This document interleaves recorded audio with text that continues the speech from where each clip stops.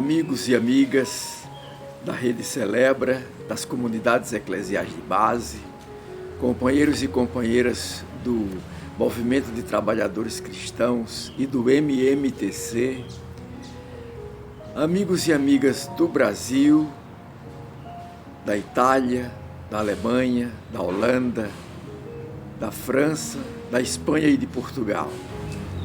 Mais uma singela reflexão que confio à meditação de vocês.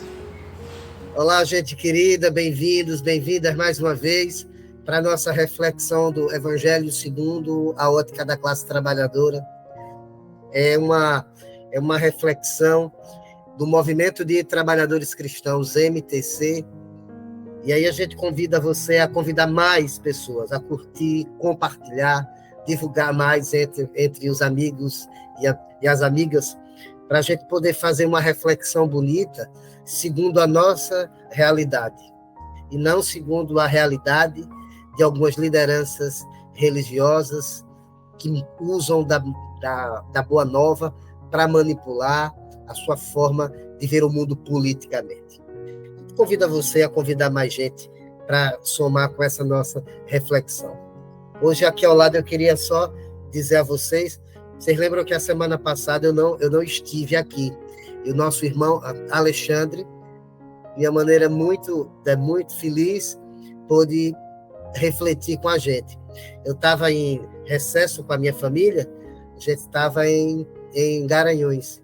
E aí eu trouxe daqui do mosteiro de São Bento, em Garanhuns, essa tela linda, feita pelos monges, com o padroeiro desse mês, São Bento, que é o padroeiro da formação intelectual, é o padroeiro do trabalho também, porque tinha como regra de vida a reza, mais o trabalho também, e é padroeiro da vida contemplativa, ou seja, desses lugares de oásis em que a gente pode também visitar e refletir.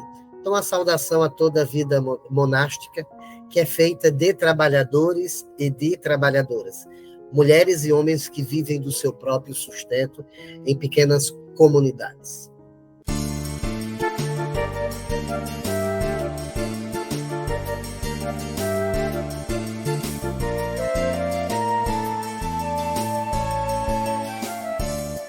Hoje é dia de reza. Hoje é dia de reza. É o dia do Senhor. É o dia do Senhor. Aqui vimos ao Pai te adorar. Aqui vimos ao Pai te adorar. De mãos dadas teu nome invocar. Hoje é dia de festa. Hoje é dia de festa. Entre nós está, Senhor. Entre nós está, Senhor. Tua palavra nos vai recriar. Tua palavra nos vai recriar. Teu Espírito a nos irmanar. Hoje é dia de ceia. Hoje é dia de ceia. Em memória do Senhor. Em memória do Senhor. Pão do céu vamos nós partilhar. Pão do céu vamos nós partilhar. De teu vinho beber e brindar.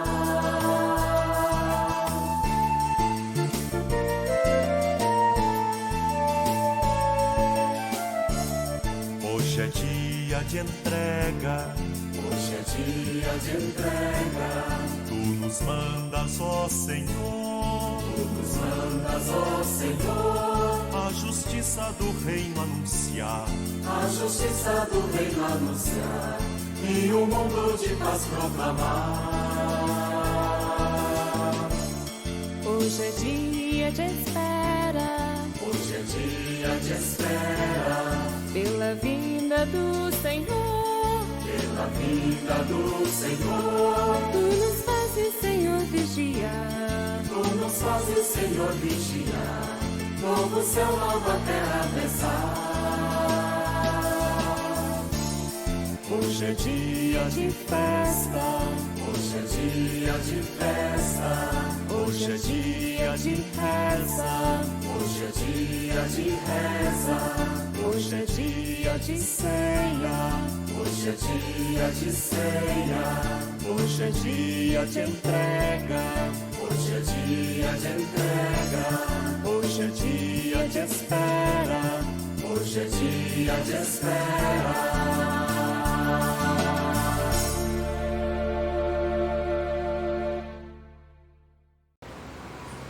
Neste 16º domingo do tempo do discipulado e da missão, estamos aqui em nome de Jesus, conduzidos pelo evangelista Marcos para esse encontro com o Senhor e a escuta da sua palavra. O Senhor esteja com todos, com todas vocês. Evangelho de Jesus Cristo segundo Marcos.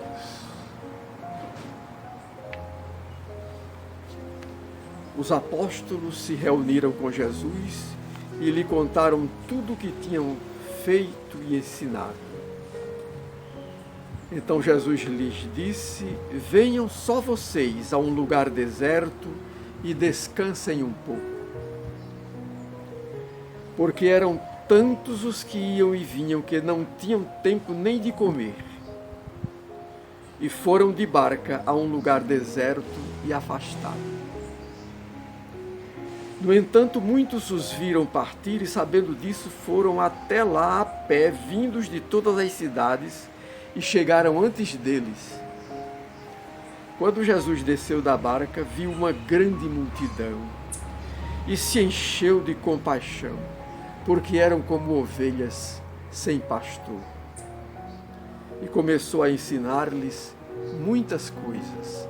Palavra da salvação.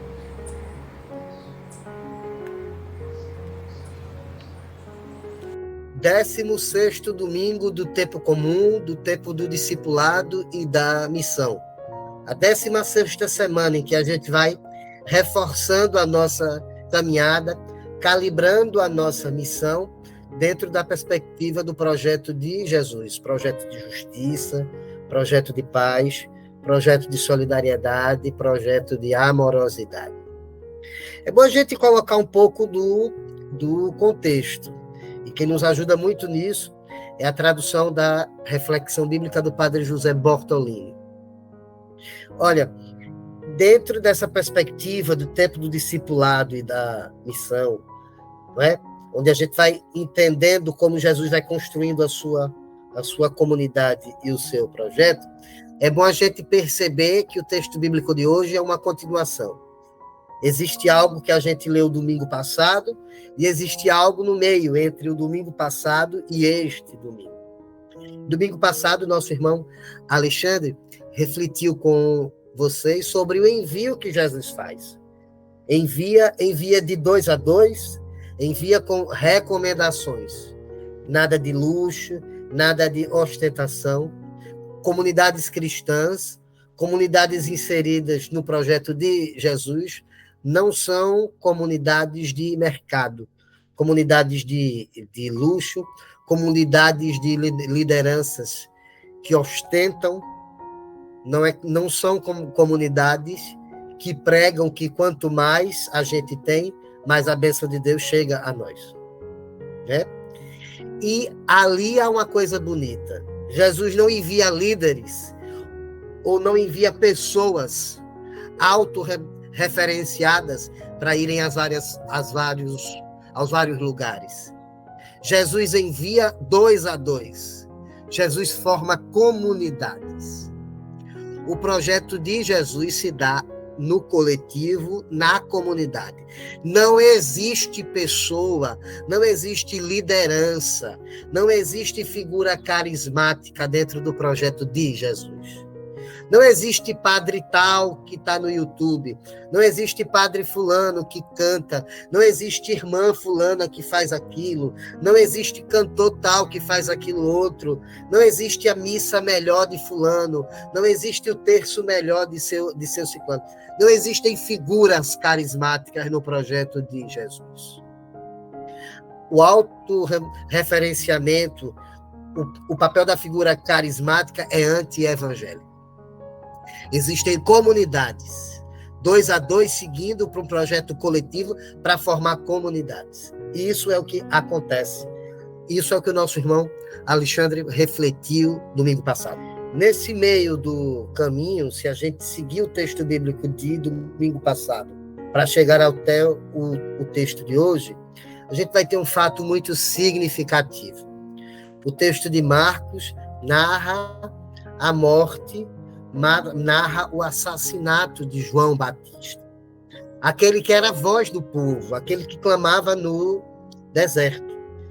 Feito de uma maneira tão cruel, tão brutal, digna de comemoração dos poderosos, de festa, né?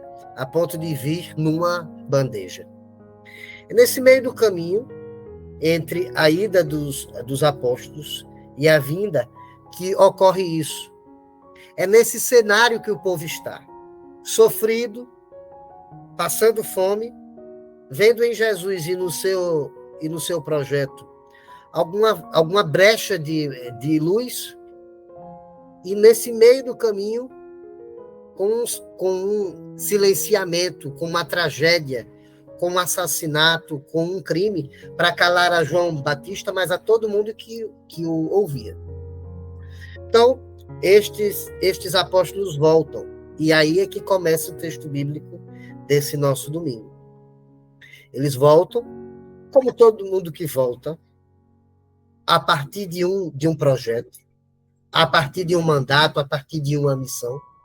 Volta para prestar contas, volta para partilhar, volta ou animado com aquilo que fez, ou desanimado com as frustrações de sua tarefa.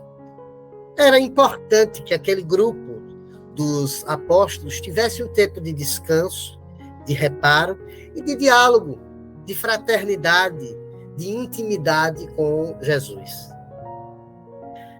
Só que nesse meio do caminho, só que nessa situação, Jesus percebe isso, se afasta para uma margem. O texto bíblico de hoje, ele é recheado de símbolos para a gente perceber a intensidade de tudo aquilo.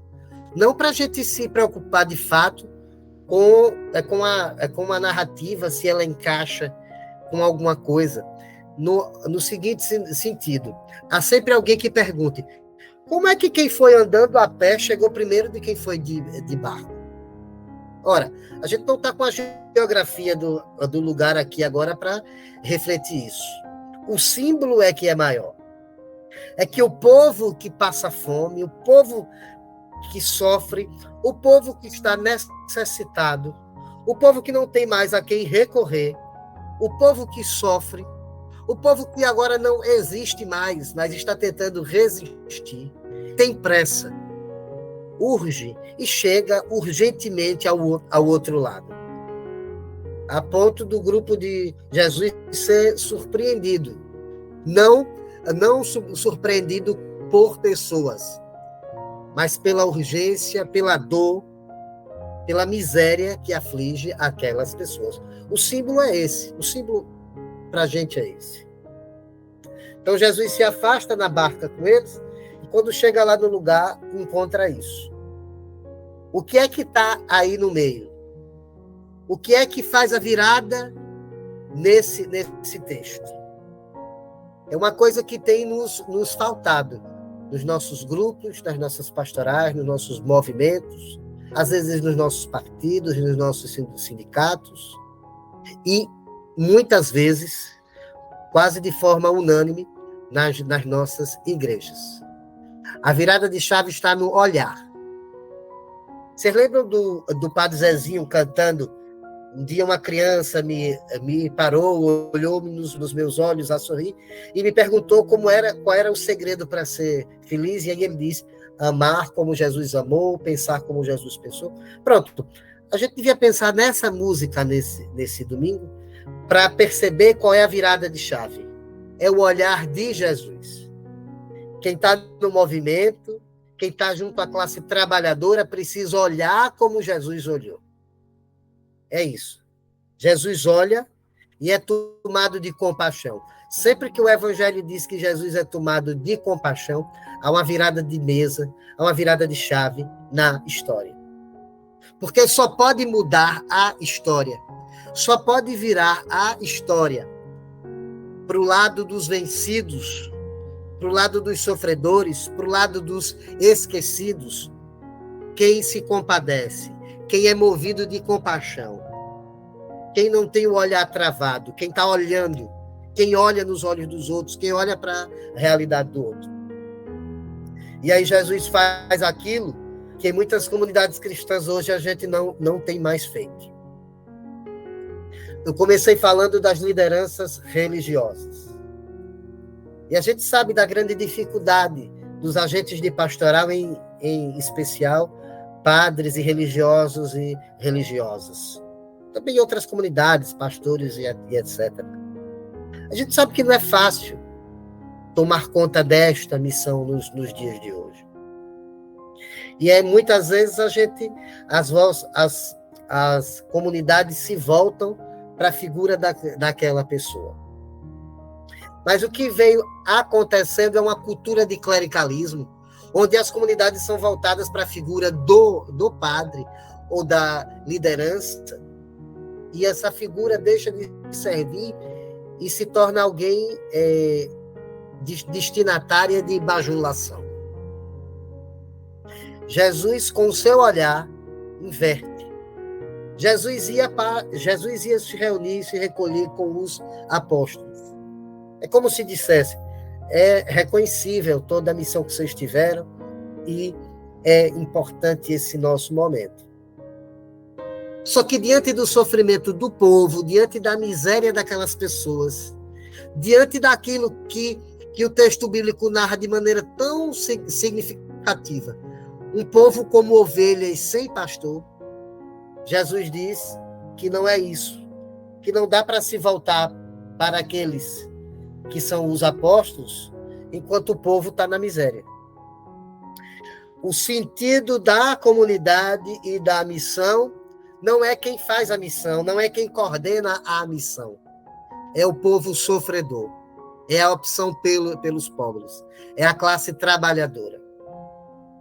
Então, se o texto não tivesse dado esta virada de chave, Jesus viria o povo sofrido, mas diria, não, mas os apóstolos aqui, o pessoal do alto clero, o pessoal da primeira classe aqui do meu projeto, eu agora vou dar atenção a eles. Jesus diz, não é assim. O sentido da missão é outro. E diz aquele povo que aquele povo descanse com ele também. Ou seja, não tem lugar para descansar para os apóstolos e para o povo descanse como queira. Não há hierarquia. A gente vê isso em muitas das nossas comunidades. Às vezes há uma festa, às vezes há uma celebração bonita, vários irmãos padres vão, até irmãos bispos vão, e aí na hora da confraternização, o povo todo vai para uma fila para pegar um pedacinho de bolo ou um cachorro-quente, e tem uma mesa já pronta com várias iguarias para que o clero se sente. Jesus diz, não tem nada disso. Com a gente é de outra forma. Vamos ficar juntos. E quem tiver vontade de, durante a semana, continuar com esse texto seguindo, vai ver o que Jesus manda fazer quando vê aquele povo faminto. Jesus, domingo passado, nos orienta a formar a comunidade. E nesse domingo ele diz, quem são os destinatários da comunidade? E no decorrer da semana, mais do que destinatários, ele vai dizer, são protagonistas, são agentes conosco na nossa missão. Ou seja, Jesus agora reforça para a gente, nesse tempo do discipulado e da missão, que todo mundo é discípulo e discípula. Não existe clericalismo. Clericalismo é um termo anti-evangélico. E se o povo é destinatário dessa missão, se o projeto de Deus é que esse povo viva, é que esse povo pare de sofrer, nos segue, então, refletir como gesto concreto aquilo que o nosso irmão Alexandre já refletia domingo passado. Nas nossas comunidades, nos nossos locais de trabalho, ainda temos irmãos e irmãs como ovelhas sem pastor. Gente que se pergunta por que trabalha tanto, por que ganha tão pouco, e mesmo assim, por que tantos irmãos e irmãs em volta nas suas ruas estão desempregadas. Por que a gente trabalha tanto, tem pouco tempo para cuidar dos filhos, para cuidar da nossa formação, e mesmo assim ainda muita gente desempregada.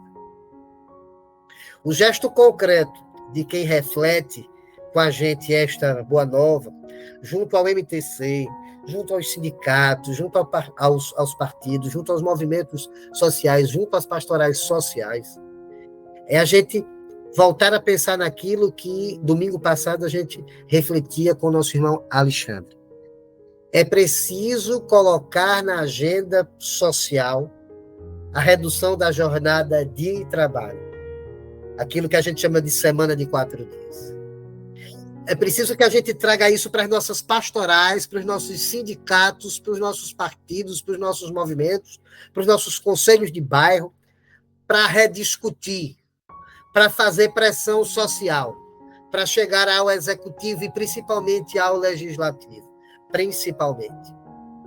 Para a gente repensar junto. Já está na hora. Isso nem é algo revolucionário, isso é uma reforma. Isso é algo reformista. A gente nem pode falar de revolução com isso, de uma mudança. Isso é um reformismo. Mas a gente precisa trazer essa agenda para que o nosso povo, que anda como ovelha sem pastor, para que a classe trabalhadora sofrida, para que a gente tenha vida, para que a gente não viva apenas para trabalhar, para dar lucros a quem não trabalha, para dar lucros a quem explora o nosso trabalho. Para que a gente tenha trabalho e vida digna em comunidade. A exemplo do que pensava, aqui lembrando mais uma vez, São Bento, que formou comunidades monásticas para rezar, viver junto, viver a solidariedade e viver daquilo que trabalha, viver daquilo que tece, viver daquilo que fia.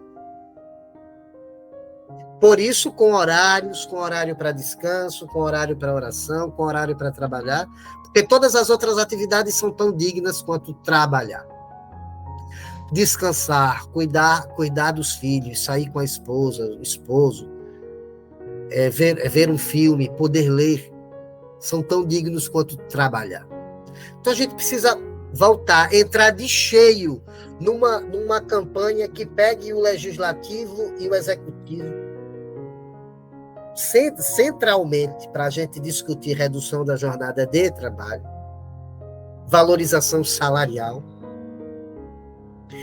piso salarial, principalmente para as várias categorias que estão lutando por elas, que são serviços essenciais, professores, enfermeiros, agentes de segurança, todos eles, e que a gente lute por uma semana de 4 dias, para a gente ter vida e vida digna. É assim que a gente pode pensar. Olhemos para esse povo todo, que chega primeiro, que a sua necessidade faz chegar primeiro que a barca. Cheguemos primeiro também, com os nossos coletivos. Então tem duas mensagens. Uma mensagem do ponto de vista das nossas comunidades religiosas e do ponto de vista da classe trabalhadora. Do ponto de vista das comunidades religiosas a gente só forma comunidade se a gente se a gente romper, melhor dizendo, com a figura da liderança carismática, com a figura do clericalismo, com a figura da primeira classe e da segunda classe. A gente só forma comunidade do projeto de Jesus quando a gente olha para quem está à margem do rio, olhando para a barca. E qual é o papel do trabalhador e da trabalhadora que está nesse projeto de Jesus? É olhar, mas com o olhar de Jesus, o olhar que move de compaixão. E do ponto de vista político, o gesto concreto para se mover de compaixão a toda a classe precisamos nos unir aos vários coletivos pela redução da jornada de trabalho, pela semana de 4 dias, perdoe-me, e pela valorização salarial. Essa é a tônica dessa semana. Vamos voltar essa semana, durante esses dias, a reler esse texto e a pensar, a partir do olhar de Jesus, o que é de fato reduzir a jornada de trabalho. No executivo, um pastor, um pseudo-cristão, alguém que se diz cristão, fez um discurso fascista contra esse projeto de redução da jornada de trabalho.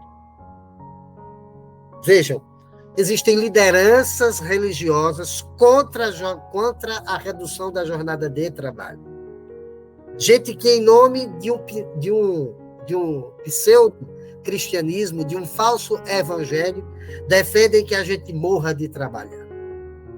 Então, é preciso que os cristãos e que as cristãs, e os companheiros e companheiras das várias igrejas e comunidades religiosas, se unam para, a partir do evangelho também, a gente ter argumento, força e coragem para ir para as ruas. A luta tem que ser feita nas ruas para defender a redução da jornada de trabalho e a semana de 4 dias. Eu concluo esse nosso momento com uma prece que nos anima a isso, a pensar nisso como gesto de amor, como gesto concreto de amor. É o Impulso do Amor, de Thomas de Kempis, uma prece do cristianismo. Nada mais doce do que o amor, nada mais forte, nada mais sublime, nada mais amplo, nada mais delicioso, nada mais perfeito, ou melhor, no céu e na terra. Porque o amor procede de Deus, e só em Deus pode descansar, acima de todas as criaturas. O amor muitas vezes não conhece limites, mas seu ardor exerce a toda medida. O amor muitas vezes não conhece limites, mas seu ardor excede a toda medida.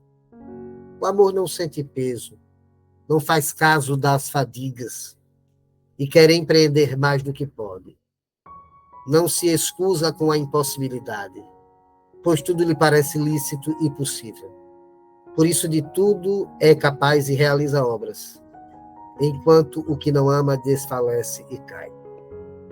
Esse amor dessa prece é o amor que brotou do olhar de Jesus, que o fez se mover de compaixão e mudar, dar uma virada de chave nessa história que a gente lê hoje. Que o nosso amor, que a nossa compaixão, que a nossa luta, que a nossa consciência de classe faça virar a chave, nos faça mover junto nas ruas com a classe trabalhadora. Um bom domingo e uma boa semana, gente.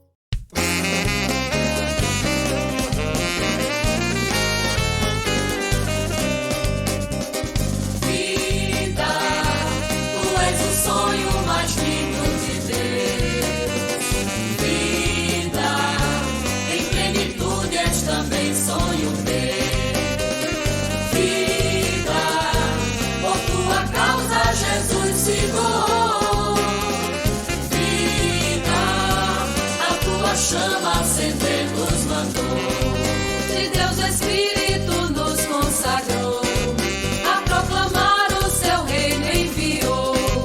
O escravizado mandou libertar, e o novo tempo nos manda anunciar. Foi pão e vinho que ele tomou, naquela ceia, banquete do amor. É sua vida a nos entregar, pra nossa vida também se doar. Vida, tu és o sonho mais lindo de Deus.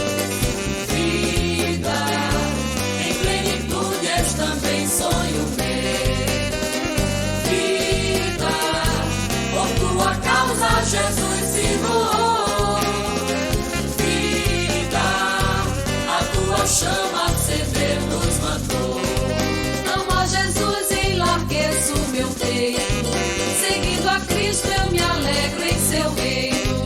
E no amor de Jesus mais profundo, abraço a todos os pobres do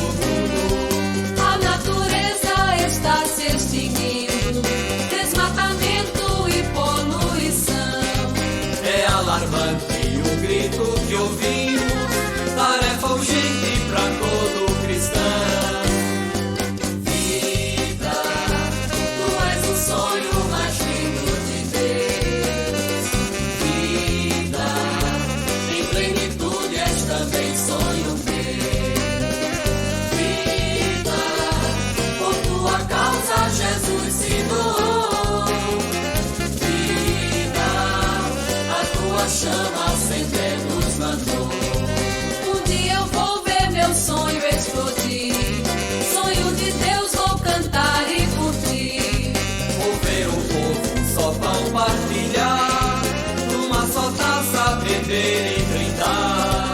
Quando a justiça reinar nesta terra e o amor for a lei que impera, Vai se acabar toda vil exclusão, vai ser global com fraternização. vida, tu és o sonho mais lindo de Deus.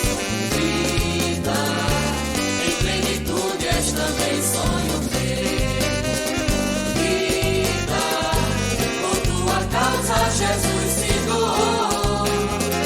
Vida, a tua chama acender nos mandou.